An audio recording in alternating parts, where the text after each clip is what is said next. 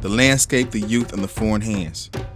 Africa is the youngest, richest, and the most geopolitically exposed continent on Earth. It's a land where the ground bleeds minerals and the skies buzz with foreign drones, where global powers circle like vultures, not just for what's buried beneath the soil, but for what's still being shaped above it. And like the ancient baobab tree, with roots that dive deep and trunks that stand wide through drought and time, Africa's youth are born with the same potential for strength and legacy. But many grow in soil soaked with conflict, taught by hands not rooted in their own culture.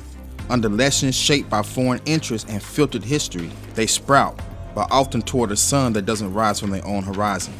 Over 60% of Africa's population is under 25. That's not just a statistic, it's a battlefield and a field of possibility.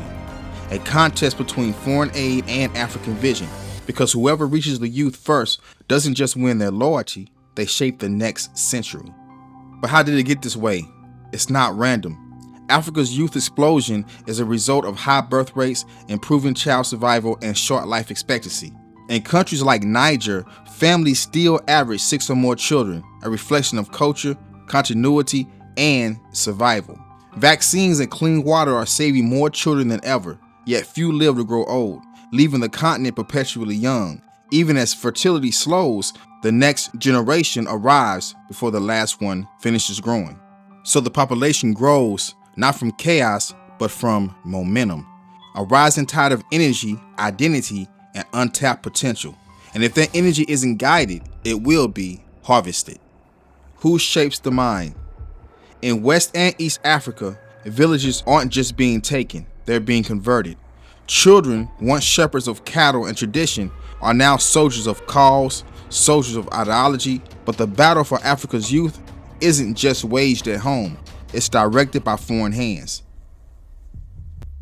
From the U.S., AFRICOM's Flintlock trains cadets ages 16 to 19 across West and East Africa in counterterrorism and civic leadership, all framed through a Western lens. One of his graduates, Colonel Assimi Goïta, later led Mali's 2020 coup, deploying U.S. taught tactics to overthrow a civilian government. From France, Operation Sangaris in the Central African Republic included civil, military outreach, and youth training alongside troops, embedding a pro-French narrative in a fragile post-conflict society. From Russia, the Wagner Group began training KARS security forces in 2018, becoming second only to France in military influence. These instructors built cadres loyal to Moscow, enforcing Russia's control through military means. From Zimbabwe, the National Youth Service trained children as young as 10, molding them into politically loyal enforcers known as the Green Bombers. From China, Confucius Institutes on African campuses instill Mandarin and Chinese perspectives, shaping a generation toward Beijing-friendly ideology. So, who truly benefits when Africa's future leaders learn power from someone else's playbook? The youth themselves. The true gold of Africa isn't buried in the ground. It's walking barefoot through the market, learning by candlelight, and dreaming on rooftops with nothing but stars and faith.